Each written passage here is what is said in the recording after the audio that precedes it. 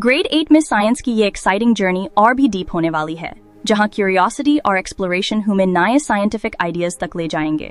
Grade 6 में हमने सीखा था कि साइंस सिंपल व्हाई और हाउ क्वेश्चन से स्टार्ट होती है, जो हमें दुनिया को बेटर समझने में हेल्प करते हैं।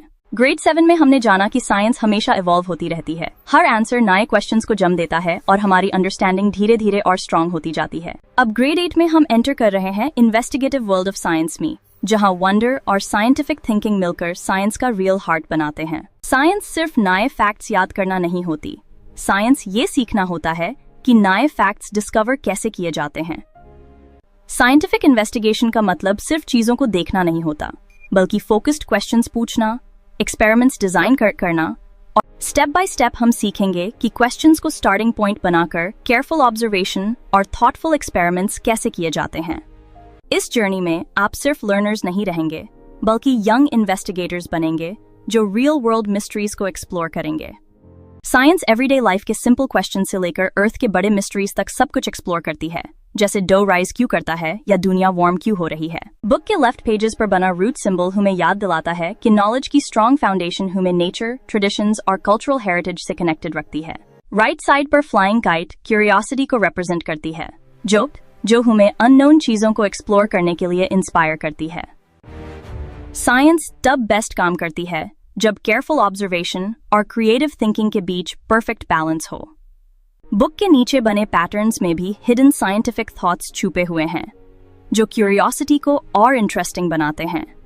अब हम साइंस की इस एक्साइटिंग जर्नी पर चलेंगे, जहां स्ट्रॉन्ग रूट्स और सोरिंग आइडियाज के साथ क्यूरियोसिटी हमें नए डिस्कवरीज तक ले जाएगी।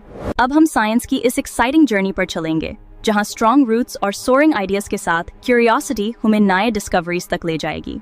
इस साल साइंस की ये इन्वेस्टिगेटिव जर्नी हमें इनविजिबल माइक्रोब्स की टाइनी वर्ल्ड से लेकर प्लैनेट लेवल चैलेंजेस तक ले जाएगी। एक छोटी सी वाटर ड्रॉप के अंदर भी एक हिडन माइक्रोस्कोपिक दुनिया होती है, जो हमें नॉर्मली दिखाई नहीं देती। कुछ माइक्रोब्स हमारे इनविजिबल हेल्पर्स होते हैं, जो डाइजेशन और मेडिसिन बनाने में हेल्प करते हैं। लेकिन कुछ माइक्रो ऑर्गेनिजम्स हार्मफुल भी होते हैं, जो इन्फेक्शंस और डिजीजेस कॉज कर सकते हैं। न्यूट्रिशियस फूड, एक्सरसाइज, मेडिसिन्स और वैक्सीन्स हमारे बॉडी को हेल्दी रखने और इन्फेक्शन से फाइट करने में हेल्प करते हैं। आज की दुनिया में साइंस हमारी डेली लाइफ को ईजियर और बेटर बनाने में बहुत इंपॉर्टेंट रोल प्ले करती है। इलेक्ट्रिक करंट का हीटिंग इफेक्ट हमें वार्मथ प्रोवाइड करता है और बहुत सारे अप्लायंसेस को काम करने में हेल्प करता है। इलेक्ट्रिक करंट का मैग्नेटिक इफेक्ट मोटर्स और मशीन्स को स्मूथली रन करने में हेल्प करता है। इन सब फिनोमेना के पीछे फंडामेंटल फोर्सेस का काम होता है, जो ऑब्जेक्ट्स की स्पीड और डायरेक्शन को कंट्रोल करते हैं। फोर्सेस हमें एक्सप्लेन करते हैं कि हवा में फेंकी हुई बॉल वापस ग्राउंड पर क्यों गिरती है। फोर्सेस ही ये भी एक्सप्लेन करते हैं कि ब्रेक्स लगाने पर कार रुक कैसे जाती है। प्रेशर और फोर्स एयर मूवमेंट को कंट्रोल करते हैं, जहां small pressure differences gentle breeze बनाते हैं और स्ट्रॉन्ग डिफरेंसेस साइक्लोन्स क्रिएट कर सकते हैं। फोर्स और प्रेशर पावरफुल वेदर इवेंट्स जैसे स्टॉर्म्स और साइक्लोन से भी कनेक्टेड होते हैं, जो हमारी डेली लाइफ, एग्रीकल्चर और सेफ्टी को अफेक्ट करते हैं। एयर प्रेशर और बॉइलिंग को समझने के लिए ह्यूमन मैटर के टाइनी पार्टिकल्स और उनकी मूवमेंट को क्लोजली स्टडी करना पड़ता है। हमारे आसपास की हर चीज टाइनी पार्टिकल्स से बनी होती है। सॉलिड्स में पार्टिकल्स टाइटली पैक्ड होते हैं, जबकि गैसेस में फ्रीली मूव करते हैं। साइंस में क्लासिफिकेशन बहुत इंपॉर्टेंट होती है। मटेरियल्स को एलिमेंट्स, कंपाउंड्स और मिक्सचर्स में डिवाइड किया जाता है। जब हम पार्टिकल्स और मिक्सचर्स को समझ लेते हैं, तब सॉल्यूशंस को भी इजीली एक्सप्लेन कर सकते हैं, जैसे टी में शुगर डिसॉल्व होना।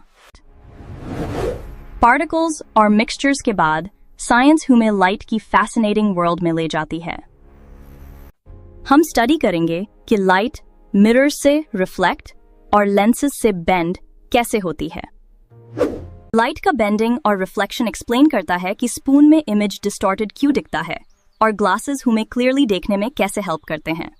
सिर्फ मिरर्स ही नहीं, रफ सरफेसेस और मून भी लाइट रिफ्लेक्ट करते हैं। अर्थ, मून और सन की चेंजिंग पोजीशंस की वजह से हमें मून की डिफरेंट फेजेस दिखाई देती हैं। मून के पीरियोडिक साइकिल्स को ऑब्जर्व करके ह्यूमंस ने सबसे पहले कैलेंडर्स डेवलप किए थे।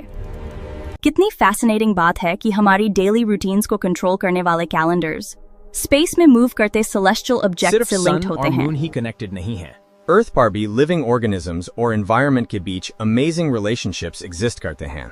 हर लिविंग बीइंग, टाइनीएस्ट इंसेक्ट से लेकर लार्जेस्ट व्हेल तक, एयर, वाटर, सनलाइट और दूसरे ऑर्गेनिजम्स पर डिपेंड करता है। अर्थ लाइफ के लिए बिल्कुल परफेक्ट कंडीशंस प्रोवाइड करती है, जहां लिक्विड वाटर और प्रोटेक्टिव एटमॉस्फेयर लाइफ को सपोर्ट करते हैं। अर्थ लाइफ के लिए बिल्कुल परफेक्ट कंडीशंस प्रोवाइड करती है, जहां लिक्विड वाटर और प्रोटेक्टिव एटमॉस्फेयर लाइफ को सपोर्ट करते हैं।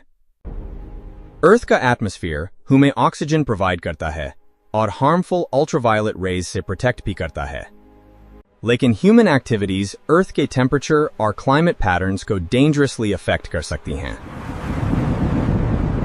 इन प्रॉब्लम्स के सेंटर में हम खुद हैं और सॉल्यूशंस भी साइंस की हेल्प से हम ही क्रिएट कर सकते हैं। ऑब्जर्वेशन, मेजरमेंट और एक्सपेरिमेंट्स जैसे साइंटिफिक मेथड्स अर्थ के डेलिकेट बैलेंस को प्रोटेक्ट करने में हेल्प करेंगे। आगे आने वाले चैलेंजेस इजी नहीं होंगे, लेकिन क्यूरियोसिटी और साइंस की हेल्प से हम उन डिफिकल्ट प्रॉब्लम्स को सॉल्व कर सकते हैं। एक साइंटिस्ट की तरह सोचने के लिए चलिए वापस उस इंटरेस्टिंग क्वेश्चन पर आते हैं। पूरी की एक साइड दूसरी साइड से पतली क्यों होती है? इस साइड से पतली क्यों है? हाँ, लगता है मैदा एक साइड ज्यादा है। ओह, आई सी। साइंस हर जगह होती है। सिंपल एक्सपेरिमेंट्स करने के लिए फैंसी लेबोरेटरी की जरूरत नहीं होती।